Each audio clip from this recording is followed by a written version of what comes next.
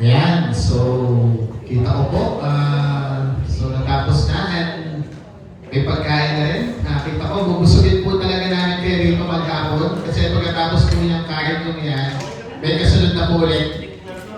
So para po sa ating second talk, may kausap lamang po. So our next talk is giving to the Lord and His Word. So sabi niya, ang ating pong speaker ngayong umaga, kilala niyo na. Currently, siya po ang ating senior leader dito sa RBGC and RTTC head ng region natin and also RSC region treasurer ng ating region. Ano po? So, siya po ay retired na. Yan. And syempre, ang kamukha ko, nag-aalaan ng sayaw. So, without further ado, we call our senior leader namin, Baray siya. Para kaya pa kumain na kamukha ko.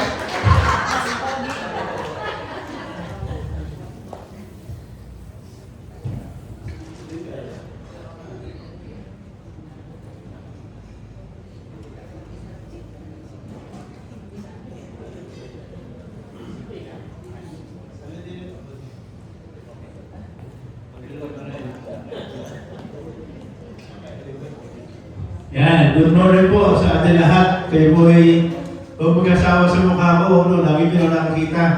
Tuwing tayo may activity ganito, ay lagi nyo nakikita yung pagmumukhang ito. Sana hindi naman yung pagkasawaan. So, good morning again sa inyo lahat. Kayo na habang kayo ay nagkakaroon ng discussion, ino-observe ko kayo. Sabi ko, nakatuwa mga ito, seryoso. No? Talagang seryoso kayo nag-uusap. Sa sharing na sa discussion starter na binigay sa inyo, nakita ko yung inyong pagiging seryoso. At nakakatuwa naman dahil pag ganyan ay mas marami kayong matututunan. Ano? At topic ko ngayong araw ito napaka simple lamang. Kahit nga, title pa lamang, alam nila ibig sabihin eh. Title pa lamang ang topic, sabi sa topic ay Giving to the Lord and His Word. Napakasimple. Pagbibigay na sa Diyos. Di ba? Yung topic natin araw ito. And this topic will end siguro mga 1 hour and 30 minutes. So, please bear with me. No? Kagabi nga, medyo sabi ko ay pinagnat pa at akala ko hindi makakapag-talk pero sabi ko ay kailangan mag-talk kahit hindi nakaramdaman. No? Sige, umpisahan natin para matapos na. At alam ko marami pa susunod. Kasi alam ko kayo hanggang pa kayo alas 7 ng gabi. Alam mo yan, tilakot eh. Okay. Sige, muli, good morning sa atin lahat. Ang topic ko po ngayong araw ito is giving to the Lord and His Word. Sabi ko kanina, by the title itself, ay ano ito ibig sabihin? Na pagbibigay sa Diyos at pagbibigay ng mga bagay na magpapaunlad sa Kanyang mga gawa. No? Pagpapagarap sa kanyang gawa. Sabi natin, hindi magagawa ang mga bagay kung wala tayong contribution, wala tayong bibigay sa Diyos. It is something like giving something out of what God has given us. Ganun lang po kasimple ang topic na ito. Sige. Ano ba yung pwede natin ibigay? Sabi niyan, una, an offering of money. Pera. Pero hindi lang po siya pera. Ahil ko na dito, parang di ba ito umangat na? Pakisabi nyo na sa akin kung umangat na kung pinitutuhan. Yan. Offering of money, sabihin, hindi lang siya pera, it includes all our economic resources. Hindi lang siya pera pinag-uusapan. Pwede kang magbigay sa Diyos ng mga bagay na hindi lang pera. Sabi natin, meron tayong time at talent. Magbibigay tayo ng oras natin, tulad ito. No? This is giving back to the Lord. Nalang tayo lahat. Ito kasi ito talent. Yung talent natin lahat, ginagamit natin. Nasali din sa music ministry, nasali sa intercessory. That is giving back. Binabag natin sa Diyos yung mga biyaya na pinagulog sa atin, yung mga talento bigay sa atin. So it's only about pera. No? Although sabi natin, kailangan yung pera, but also, it's not all about money. It also includes our other resources. No? Discipleship demands that we trust the Lord with our lives and our resources and our money. Di ba sabi natin lagi ay ipagkakatiwala natin sa Diyos lahat yan. Dahil siya ang ibigay sa atin, kaya ipagkakatiwala na sa atin, kung ibinibigay sa atin ng Panginoon. Ibinabalik lang natin sa Kanya. The third one, we are stewards. Tayo daw po ay mga stewards lamang of what belongs to us. Yung mga bagay na ibigay sa atin ng Panginoon, tayo ay mga stewards lamang. Tayo po ito na pangasiwa, hindi atin yan. Whatever we have in life, whatever we have amassed, whatever wealth we have, whatever money we have, whatever talent and treasure that we have, it's not ours. We are the stewards of God. And it's but proper that tayo ay magbalik sa kanyang kingdom. No? Tandaan niyo ba na tayo ay BCBR? Ano sabi doon? Na ang ating trabaho at negosyo ay gawin nating bukasyon. Di ba? Sabi doon? Let's make our business and profession a vocation. Nasabi doon, para doon makipag-partner sa Diyos ang ating hanap buhay para mag-develop natin ang kaharian ng paghahanap buhay at negosyo. Yun ang gusto niyo sa atin.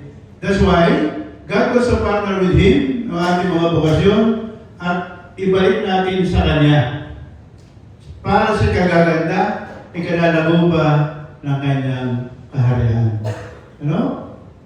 Sabi natin what do you get kung nasa iyo ng lahat pero wala ka namang ginagawa, no? Wala kang ginagawa para may balik mo sa Diyos. Palagi ko ba hirapan sa akin yung camera ngayon? No. Anyway, okay lang si Sir. Dito lang sa kita yung mga alam mo na. Okay. We need to take some of it and give it as a gift to the Lord. Sabi nga kanina, whatever we have to get something from it and share it and give it to the Lord. No? Kaya sa ang ating title nga, sabi ko kanina, is give it to the Lord and His Word.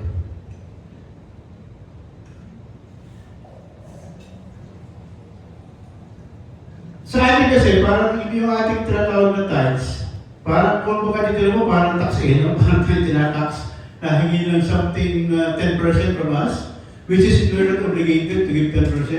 Sabi natin, kung na lang yung mga malok sa loob natin, kasi natin pwedeng ibigay. You know?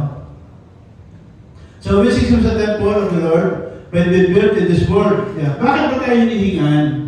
Bakit tayo kailangan magbigay? Sabi ko kanina, dahil sa mga gawain, no? Mga gawain na patungkol sa Diyos, paano ba sustain ang isang gawain kung wala tayong pondo? Wala tayong mga resources. Di ba? Hindi, kahit sa isang kumpanya, even in private companies or companies outside the BCBP, we all need resources. Otherwise, hindi magtatagumpay ang isang kumpanya kung wala na ka namang pondo, wala ka resources gagamitin. Same is true. Para natin papalawakin ang kaharian ng Diyos kung hindi natin tayo bibigay. No? Kaya sa atin, sa community, para yung tawag natin, parang tax natin yung details natin. Parang obligasyon natin yun na magbigay. That's just sharing something that what God has given us. No?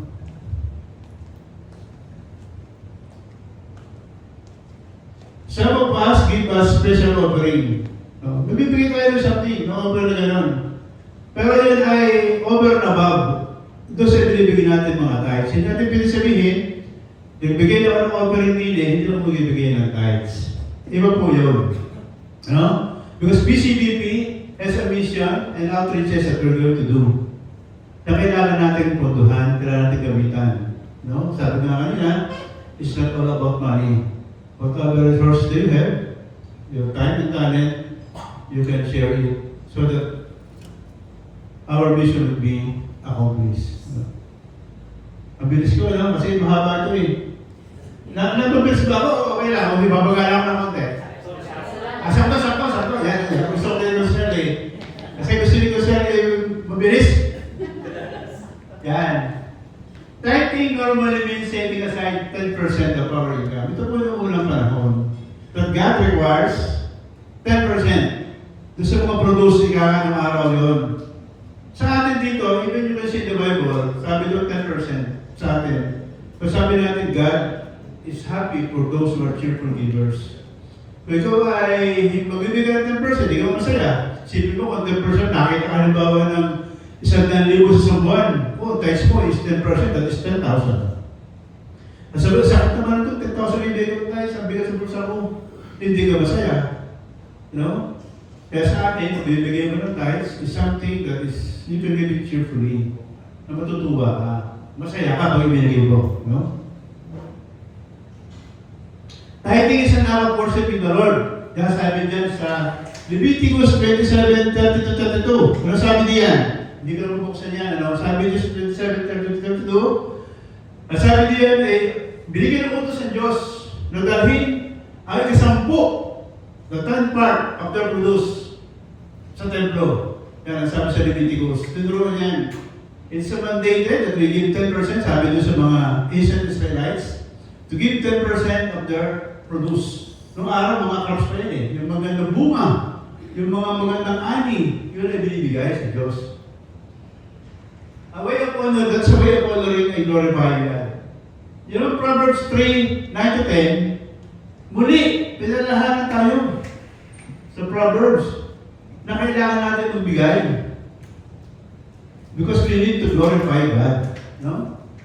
Yung po minista yung mga Bible verse na yan, hindi ko lang po minsan na mabuksan po. We should be tithing before we can make a public commitment and become full members of the BCBP. So it's a requirement from us. It's a requirement for the BCBP na we have to tithes, para tayo ay makonsider as full members of the BCBP. Hindi naman po ibig sabihin na tayo perahan dito. No? That's the isipin natin na gayon. But it is one of the requirements. Sabi natin na hindi porke nabigay ka na sa iba, ay hindi ka na bibigay sa atin. No? Pero sabi nga, ay ito ay hindi persahan. Kung magkano lang ang pwedeng ibigay. Tithes should be divided between our community. Sabi nito, where do you give your tithes? No? Nagbibigay ka ng tithes ko doon sa samahan o sa community na nagbibigay sa iyo ng spiritual support. Like, in our situation, siyempre yung spiritual support natin, yung ating simbahan. No? So it's really also obligated to give something to the church. And of course, the community. Ating community. Dito rin, pare ang ating teachings dito. No? So that we could hone para may i-develop ang spiritualidad. That's why you're also, I'm not saying obligated, but you're also not required to give part of your earnings to the community. Certain amount lang that you're happy to share with. Okay? It is not a contribution. We wish to whoever. Hindi po yung sa atin, hindi ang contribution. Na pwede bigay kahit kanino. No? Sabi ko po kayo na doon, nabibigay tayo ng tithes sa ating mga komunidad na tumutulong sa ating spirituality. So hindi sabi sa bibigay lang. Hindi po kinibigay ng ano sa nila rin yung local tithes, no. Hindi po binibigay yan. Ano po ba sabi niya sa Malakay 3:8-10? Yan.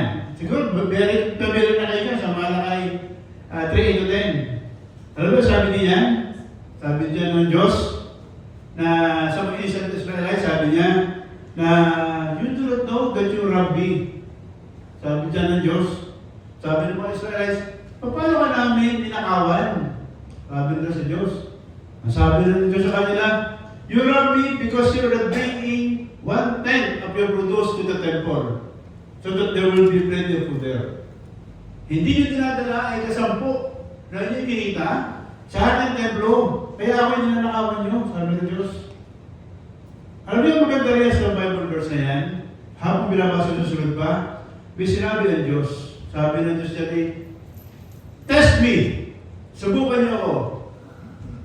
Kapag nagdala kayo na ikasampu na inyong kinita, inani, mas dalhin niyo ako, hindi ko papabuksan ang pintuan ng langit o bintana ng langit, pabababahay ko ang aking mga grasa sa inyo.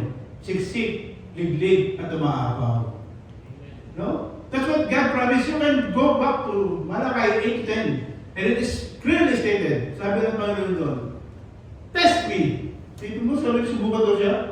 Now, how can you test God if you will not give what He asked you? Di ba? Di natin masubukan yun. Kaya sabi ko lagi, sasabi ko sa sarili ko, mabibigay ako. Alam ko, ang Diyos yan yan. Sila niya sabi. Sabi noon, pag nagbigay ako, papabahay niya. Di ba? Kaya nga sabi natin, generous givers, cheerful givers, yan mga binibless. No? The more you give, the more you love. The more you give, the more you receive. Di ba? That's not the principle. That's the principle that you should do. If you are amassing wealth, if you have much of this is required from you. Pag marami kang tinatanggap, mas marami ding ina-expect sa iyo, much is also expected from you. Special offerings. These are over and above the tithe. Sabi nga kanina, ay yung ating mga offering ay over and above the tithes. Dahil sa meron tayong mission dito, ano? Sa atin. Kaya yung mga independent person, nagbigay na ako rin niya ng ganda rin. Siguro ang test ko, babawasan ko na lamang. Dahil nagbigay na lang ako. No? That's different, brothers and sisters. In general, we should give priority supporting our outreach financially. No? Yung ating mga pagkilos, especially sa ating simbahan, may mga mission na simbahan natin ginagawa, na we are actually obliged to share something so that they can magawa nila yung mga gusto nilang gawin. Yung mga nag-mission natin mga kabataan, no? Yung mga pare natin bigyan ng ginagawa. And also in our community. Tayo nag-mission din, tayo nag-outreach din. Because our mission here is ano kami natin? To bring Christ in the marketplace and win the marketplace for Christ. No? Paano natin nakadala ito ganito kung hindi tayo magkakaroon ng resources na kailangan? Kung hindi tayo magbabahagi ng ano meron tayo. No? It is a work entrusted to us by the Lord.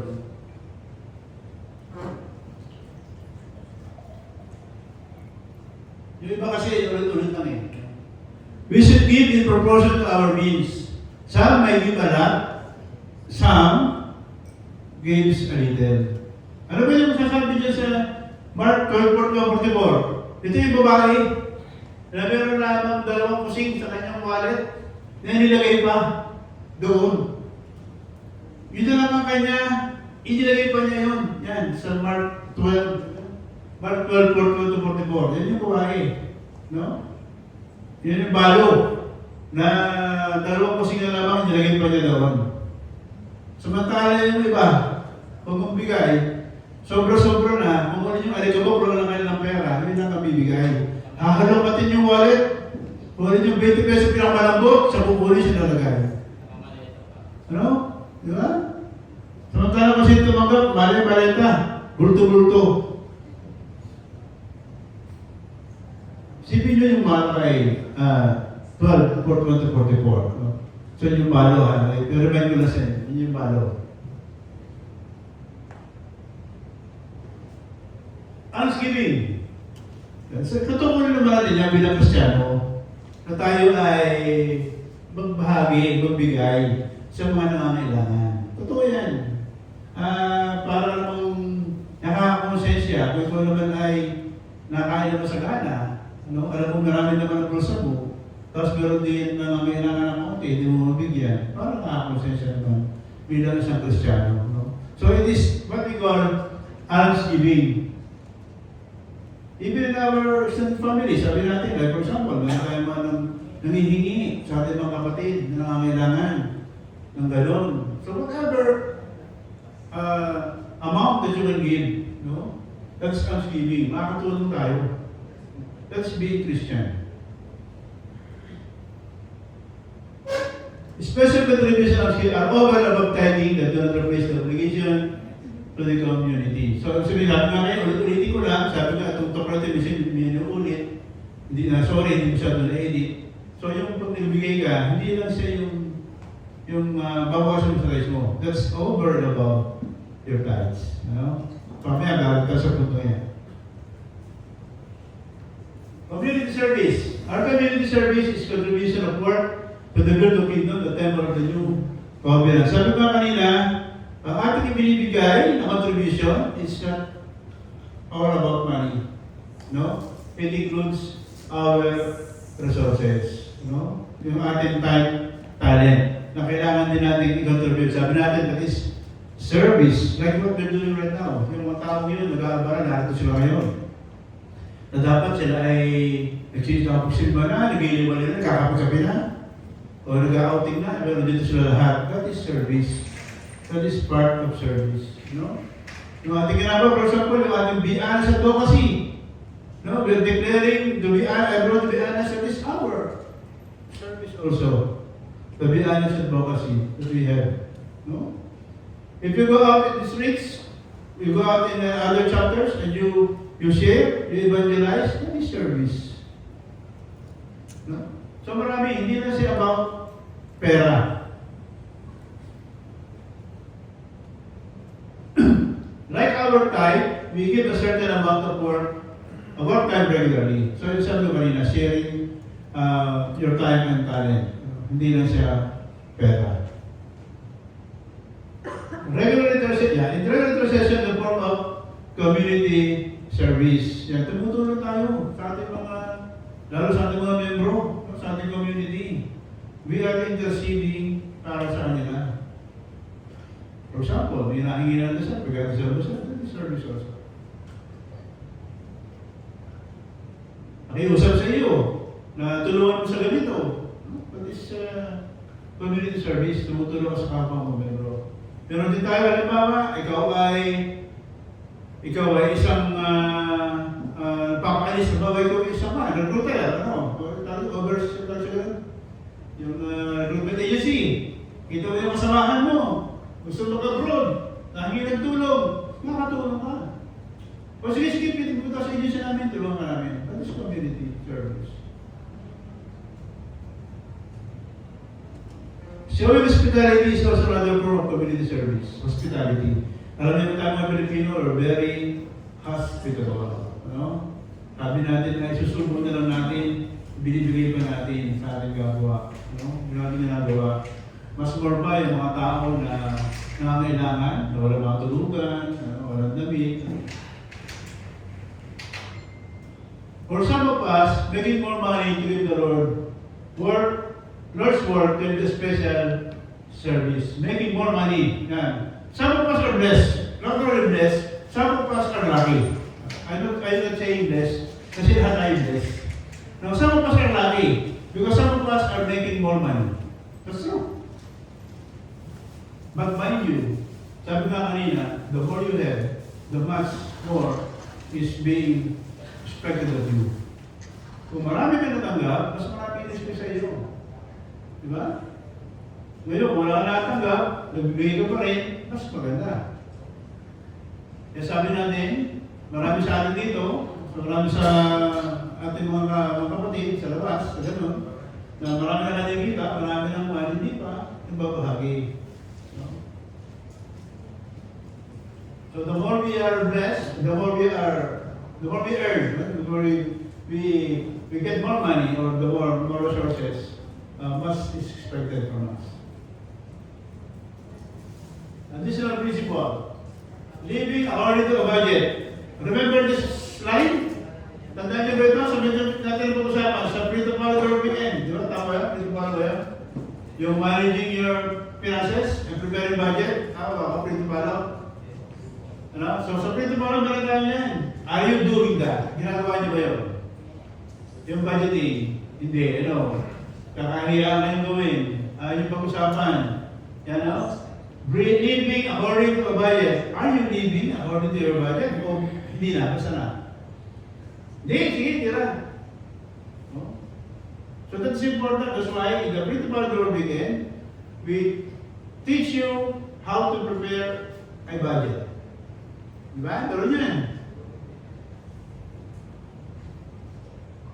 We need to fulfill, that's why it's important. We need to fulfill our responsibilities financially. Sabi natin, ang utang dapat bayaran. Ang obligasyon dapat sinasettle. Di ba? Kaya tayo nagawa ng budget, baka tayo ay ma-overlook natin. Na meron tayong pera. Sabi nga natin, meron tayong pera sa ilalim. The positive pwede ka sa yung pala, marami ka pang bayarin. That's the important of preparing a budget. Because sa budget mo, talagay mo na doon ang iyong payables. No? Kung di ka ba gumawa ng budget, sabihin sa akin, gagawa ko kayo. Libre. Ano po? Yung po ay meron tayong mga payables na dapat bayaran, na dapat na doon nakikita at ay review para makita natin. Dati nangyari na yan sa atin. Ano? During the time na ako'y treasurer na lipa. That time, treasurer na lipa. Nakita ko doon sa ilalim ng aming one, sa ilalim ng treasurer's report, sa ilalim, na positive, may pera, may pera. Pero nang reviewin ko, ako nagpausap ko ng bank reconciliation statement. Dito sa budget sa iba di ba? Kaya nagkaroon ng bank record, ako po gumawa ko nun. Ginawa ko yun dahil nakita ko mayroong positive na pera. Pero nung tingnan ko, sabi ko lang, hindi pa ba yung mga payables na hindi napasok? Lumasok ang total ko, negative. That's how important that we prepare our budget. For us to know, tayo nga ay positive pa o negative. Hindi nyo katingalanan. Ay, may sobrang pera mo kami, hindi yata. Hindi bayaran ko pala ako. Naku, meron pa pang bayaran, hindi namin na. And that is our obligation to settle our financial responsibilities. It is part of being Christian. Di ba? Paano ka naman kung marami kong utang, lagay nakahabol? Ano magiging isang garap ng mabuting Kristiyano? That you are not doing your obligation. Di ba? This is part of our community life and our life as followers of the Lord. Kasi sabi ko kanina, part ito ng pagiging Kristiyano. No? Kasabihin sa iyo, no? BCBP member yan, ang utang namin sa akin sa nakpak, hindi mo nakipag-usap para sa akin. Hindi mo na ako tatawagan. Nagsasabi na, bro, wala pa akong pera. Walang graffiti. Sabi nga sa Batangay nyo, liho, wala. Di ba? Kasabihin mo, wala, hindi, ganda t-shirt, papunta sa BCBP, ganyan na. That's our obligation. Di ba? Part natin yun. This means that we live according to a budget and financial plan. Again, about budget. So, siguro, sarawain natin, balikan nyo yung inyong budget plan, kayo mag-asawa, kayo mag-usap, tingnan nyo kung paano. No? Importante yun. That's why, sa ating Brito Palo, meron tayong four meetings ng AGM about that. Preparation ng budget plan. I hope you'll visit it and try to prepare it. No? What we set aside for our community and church is budgeted in every month. So meron tayo dyan. So kung tithes mo ba nito, nakabudget ka na sa iyong pagka-tithes. No? Pag bibigay mo simbahan, ito lagi, every month, pag-ibigay mo lang ito, nakaset aside na siya. That's part of the budget. Kung makikita niyo mula sa budgeting natin, namumuna yan, nasa unahan. Ano? Nakalagay doon na yung tithes. Kung magkano. Tapos sumunod pa yun yung mga expenses at income. If you're going to go back sa ating ginawang budget before, makikita nyo roon, nasa unahan tithes. No? Subukan nyo na si living. Balikan nyo. Living a simple lifestyle. This means that we are ordered using what we need, and we ask how to use the rest to advance the kingdom of God. Yan, sabi nga dyan ay living a simple lifestyle. Risk still ito doon. So, pray to follow the Lord weekend. Ano sabi doon? Buy only what you need and not what you want. Di ba? Hindi yung pagka merong midnight sale, tabuhan. Ay, ako may midnight sale, tinabayan, ako ng discount. Ay, di mo kailangan. At dahil may discount, bilihan, di ba? Yun. Nasabi sa atin, dapat we should spend it wisely. At hindi sobra, ang isipin natin, ay pwede natin di bahagi. Especially dito, sabi nga, para sa kagaganda na kahayaan ng Diyos. No? Sabi natin di ba, marami noon. Di ba? Pag may kinamatay, wala rin. Ipon ka ng ipon. Sabi mo, ako, ipon ka ng marami, baka magkasakit ako, wala magastos. Ba't may sinigay mo masakit? May sinigay mo ka. Basta meron ka na reserve. Magano'n? Anything that is sometimes is says, no? You can share it so that we can develop the kingdom of God. No?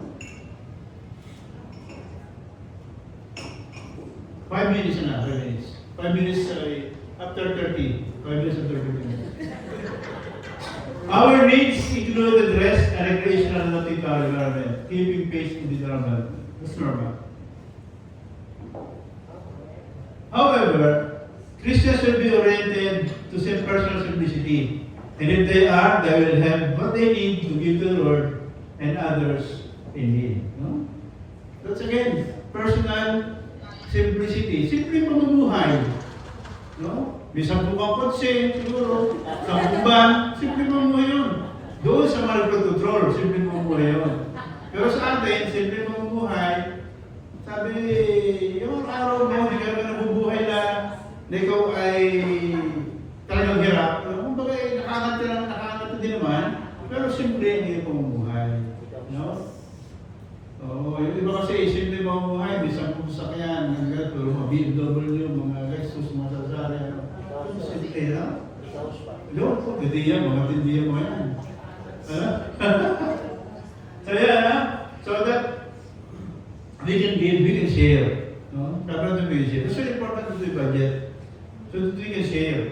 Kasi kung inisip mo ng sarili mo, bibili ka lang ito, bibili ka lang ganyan, yan, hindi ba isip mong bahagi? Bago may bahagi, bibili mo lang para sa'yo. It is easy to become accustomed to affluence and to think we need much of what we really don't need. Affluence, sabi niya, affluence, ibig sabihin, pag masyado bang nagising o namulat sa kayamanan, ano, sa marami kang resources, marami kang property, pero ito sabi ka kanina, ay dapat tayo nagising na hindi naman yung lahat ng kailangan mo. No? Yan, sabi ka, we need much of what we really don't need. Bisa kasi dito, ano ba talaga kailangan ko? Ano ba hindi ko kailangan? Pero mga kadaming pera dapat yung kwentahin. Ako, dati may boss ako, ano? May boss ako, lagi nyo ng kwenta. Lagi nyo ng kwenta. Before I retire, I should have this kind of money so that I can live happily and comfortably, sabi niya, up to the rest of my life. Sabi ko, may ka naman tatagal ang buhay mo. Ikaw mamatay ka bukas. Ano? Inchik yun ang kausap ko.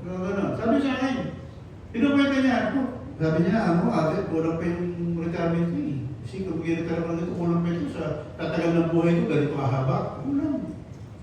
Sabi ko, mamatay ka bukas, pero may sobra-sobra naman. Dahil walang perang sobra, walang perang kulang, lahat pinagpagkakasya ng Diyos. No? Sabi ko nga sa kanya, ay kahit ka naman ako dahil pera mo yan, ay walang pupuntahan yan. Ay parang mas ko may single pa naman yun. Single, wala ako magbiyahe. No?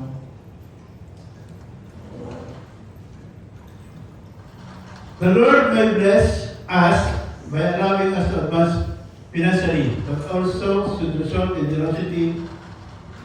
Yan. Sabi nga kanina, some are given the opportunity. Yan, mas maganda pang word yun. Some are given the opportunity to earn more. Some are given the opportunity to have more. No? Pero hindi natin dapat na gawin dahil yun, ano? That we should result in generosity, dapat marami kang kita, mas marami na dapat na binabahagi. That should be the principle in life.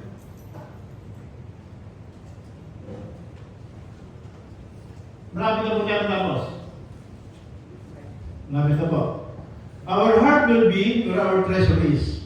Where we place our treasure, our heart will eventually follow. Sabi natin, kung nasa ang yaman mo, nandun ang puso mo.